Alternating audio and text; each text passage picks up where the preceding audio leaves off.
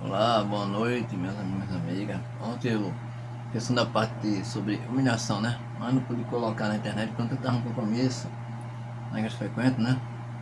Senão uma benção na vigília. Aí virei à noite em casa, nem pra casa dormir, nada. E tô saindo agora da igreja, dormi, descansei bastante. E digo, você tá na igreja de Deus, você se sente bem. Aí eu vou ter aqui com vocês o compromisso de terminar esse último vídeo sobre humilhação. Então, humilhação, cadê? Começa daqui, ó. Sacrifício é um ato voluntário, como o foi o voto de Jefté, entre aspas. Que Jefté fez um voto ao Senhor e disse: se totalmente deres os filhos de Amon na minha mão, aquilo que saindo da porta de minha casa me saem ao encontro, voltando eu dos filhos de Amon em paz, isso será do Senhor. E o oferecerei em holocausto, em parênteses, Juízes 11, 30 a 31. O que não ocorreu com Abraão, entre aspas, e disse: toma agora o teu filho, o teu único filho, Isaque, a quem amas, e vai-te à terra de Moriá e oferece ali em holocausto, sob uma das montanhas que eu te direi. Em Gênesis 22, 2. Aí, ó. A humilhação, né? Para ter que oferecer o filho em holocausto, mas Deus mandou. Então aceite. O escritor Eusébio demonstra que Abraão temia, entre parênteses, né? Obedecia, obediência a Deus. E essa escritura contém o testemunho de Abraão a Isaac. Certo? Entre aspas. Pela fé, Abraão, sendo chamado, obedeceu indo para um lugar que havia de receber por herança. E saiu sem saber para onde ia. Para Hebreus 11:8. Até que entre aspas. Porquanto Abraão obedeceu a minha voz e guardou o meu mandado, os meus preceitos, os meus estatutos e as minhas leis. Em Gênesis 26, 5. Humilhação mais com obediência. É melhor Deus puxar sua orelha do que o mundo levar você. A Bíblia demonstra que Jesus suportou a cruz. Suportar demonstra que a cruz não lhe era algo agradável. Entretanto, optou por fazer a vontade do Pai, entre aspas, olhando para Jesus, autor e consumador da fé, o qual, pelo gozo que lhe estava proposto, suportou a cruz, desprezando a afronta, e assentou-se à destra do trono de Deus. Em Hebreus 12, 2. O que demonstra que Cristo não se apresentou para oferecer um sacrifício, antes quem ofereceu o Cristo como cordeiro foi o próprio Pai, pois foi do agrado de Deus moê-lo. Entre aspas. Todavia ao Senhor agradou moê-lo, fazendo enfermar, quando a sua alma se puser por expiação do pecado. Isaías 53:10. Entre aspas. Não morrerei, mas viverei, e contarei as obras do Senhor. O Senhor me castigou muito, mas não me entregou à morte. Salmos 118, 17 a 18. Não. Se Cristo não acatasse a vontade do Pai, que o colocou como cordeiro, não haveria sacrifício e nem resgate da humanidade. Estaríamos condenados ao inferno. A vontade do Cristo não era uma morte de cruz, quando pediu ao Pai que passasse dele o cálice. Porém, sendo servo, dignou-se a obedecer, pois obedecer é o único modo de agradar a Deus. Obedecer a Deus. Vocês não obedecem, rebeldes, desigrejados, desigrejadas. Vocês que só se consideram a pastora, a bispa, não são nada, são vermes que a terra há de comer. Certo? Ó, obedecer, ó, tá vendo? Dignou-se a obedecer, pois obedecer é o único modo de agradar a Deus e ser recompensada para nós, homens e mulheres. Entre aspas, meu Pai, se é possível, passa de mim esse cálice. Em Mateus 26:39. Olhando para Jesus, o autor e consumador da fé, ó. Certo? O qual, pelo gozo que lhe estava proposto, suportou a cruz, ó, desprezando a afronta e assentou-se à destra do trono de Deus. Em Hebreus 12, 2. É isso aí, meu amigo. Aceitou, está na glória com o Pai. Ele veio para a missão, nos libertar do pecado, do inferno, que Satanás quer todo nós no inferno.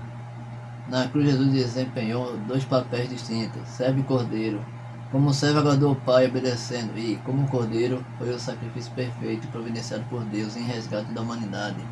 Esse povo desumano ainda reclama de Deus quando está sofrendo. Desigrejado mais ainda. Quem apresentou o sacrifício perfeito foi o Pai. E quem obedeceu como um servo foi o filho, que não abriu sua boca, certo? Resignando-se como cordeiro. Em Isaías 42:19. Por abrir a boca para reclamar disso que está sofrendo. Você merece punição severa. Sem a obediência de Cristo não haveria justiça, pois a justiça de Deus é substituição de ato. A obediência é lugar da desobediência, entre aspas, porque como pela desobediência de um só homem e uma só mulher também, né? E ambos pecaram, muitos foram feitos pecadores e pecadoras, homens e mulheres ainda são. Assim pela obediência de um muitos serão feitos justos, em País Romanos 5:19. Não, obediência nenhuma.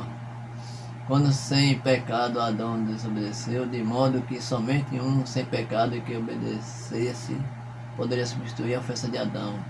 Através da obediência do servo do Senhor, tem seu cordeiro perfeito, entregue pelo Pai para a salvação de muitos. Aí tem que ir entre aspas.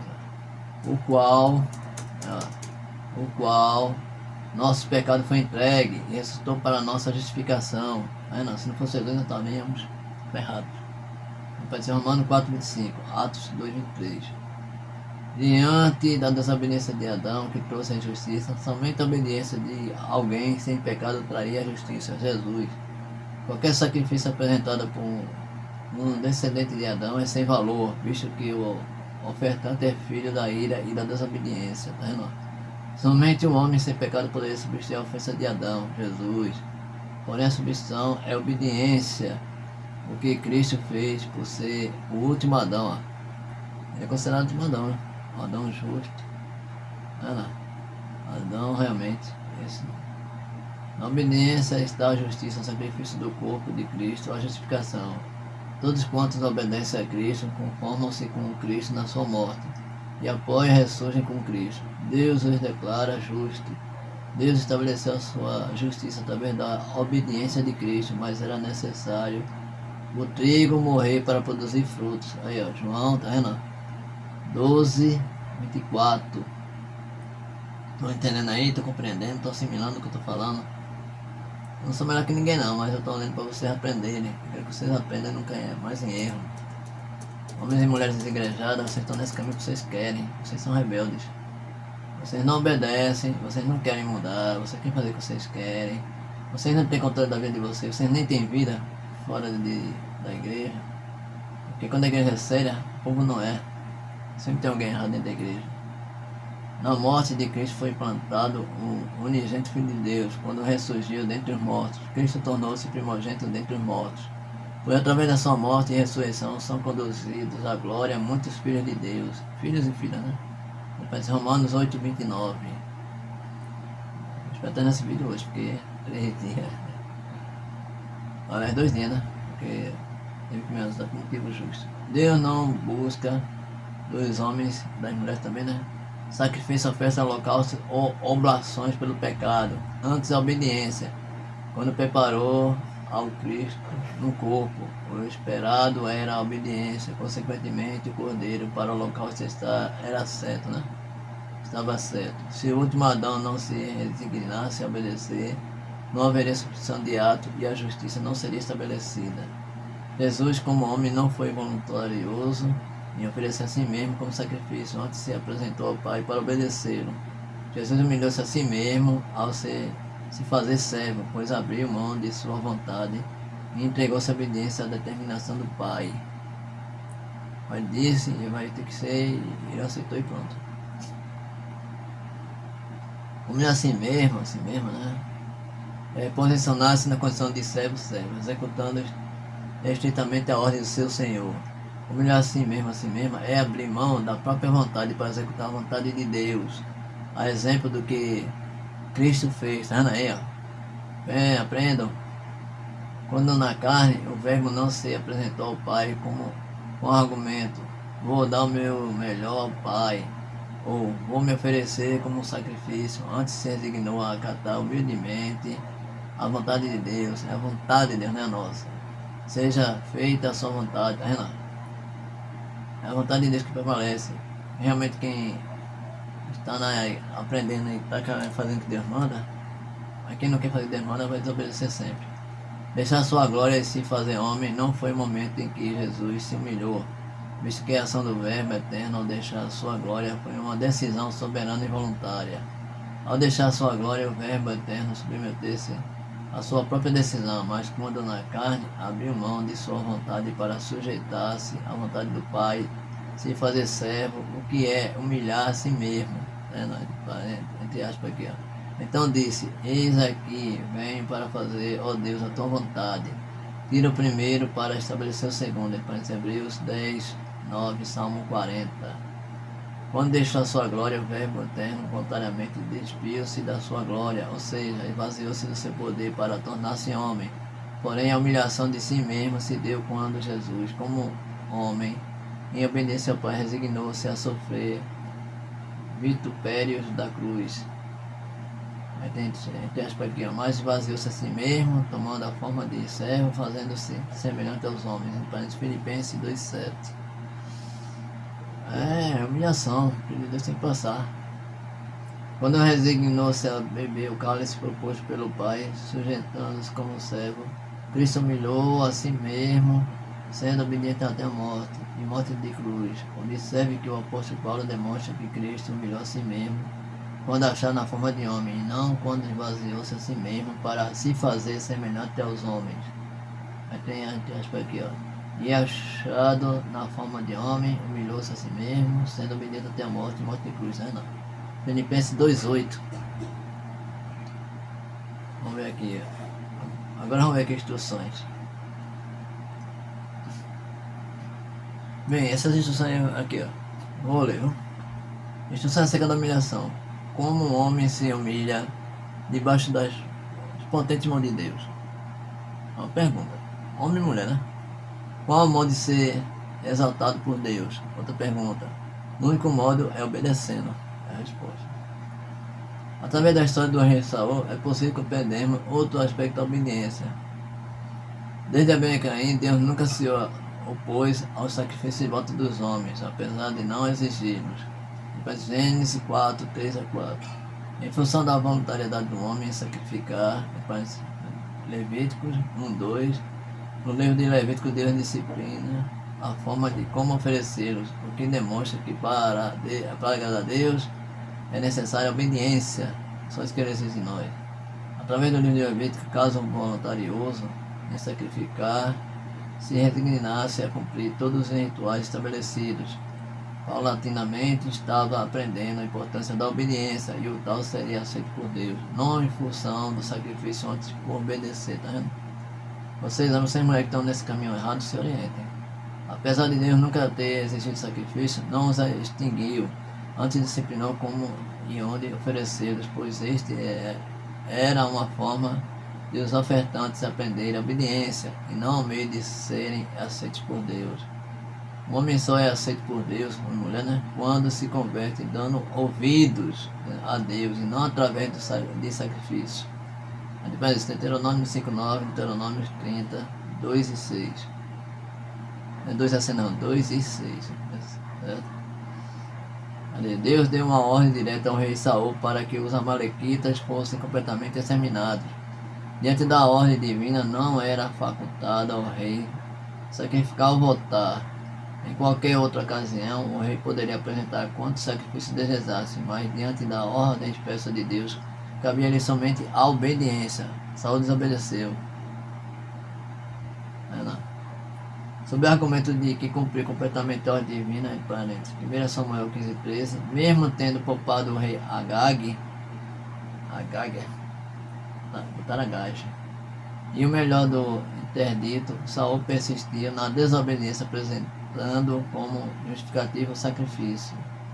A atitude e vontade de Saul em sacrificar não era o posicionamento de um servo, antes estava a serviço de si mesmo, tá vendo? Serviço dele mesmo. Executar 99,9% de uma ordem não é obediência, é rebelião, é feitiçaria, tá vendo? É estar a serviço de si mesmo, si mesma. Se você fez 99% bem sempre para Deus, então você... o problema é seu. Não submeter-se à vontade de Deus é o mesmo que feitiçaria, iniquidade e idolatria. Não é não? Comparado a essas coisas. Quem não obedece a Deus está nesse caminho. é servir Mamon e não ao Senhor, entre aspas. Tem porventura ao Senhor tanto prazer em holocausto e sacrifício como em que se obedeça a palavra do Senhor? É uma pergunta. Eis que obedecer é melhor do que o sacrificar, e o atender melhor do que a gordura de carneiros, porque a rebelião é como o pecado de feitiçaria, e o porfiar é como iniquidade e idolatria. Porquanto tu resistaste a palavra do Senhor, ele também te rejeitou a ti, para que não sejas rei. Não. 1 Samuel 15, 22, 23, Saul pegou em bronca. Diante da vontade expressa do Senhor não cabe sacrifício, só a submissão e obediência, visto que não submeter-se é rebelião, tá vendo? Entre aspas, porque não conheço a tua rebeldia, a tua dura serviço. Eis que vivendo eu ainda hoje convosco, rebeldes fostes contra o Senhor, e quanto mais depois da minha morte? É outra pergunta. Deuteronômio 27, entre aspas, como prevaricar e mentir contra o Senhor, e o desviar-nos do nosso Deus, ou falar de opressão e rebelião, ou conceber e proferir no coração palavras de falsidade, tá vendo? Isaías 59, 13, tá aqui entre parênteses. Aí vem aqui, ó, acerca da submissão ao Senhor, temos a seguinte ordem no Novo Testamento, entre aspas. Humilhai-vos, pois, debaixo da potente mão de Deus, para que a seu tempo vos exaltem. 1 Pedro 5,6. Entre aspas, humilhai-vos perante o Senhor, e ele vos exaltará. Tiago 4,10.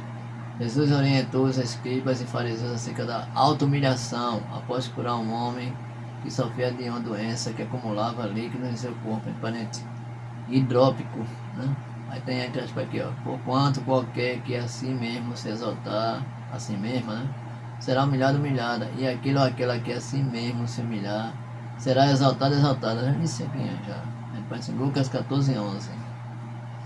Outro vídeo que tem essa parte. Aí aqui, ó.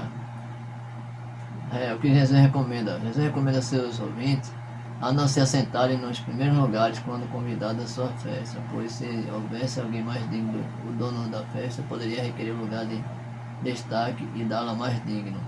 Ao contar essa regra de etiqueta social por parábola, Jesus estava demonstrando aos seus ouvintes que, apesar de acharem digno de um lugar de destaque, certo, no reino dos céus, por serem descendentes da carne de Abraão, o noivo daria aos outros convidados mais dignos que se assentassem em lugar de destaque. Esse aqui foi do rapaz, né, da festa, do banquete que eles fizeram.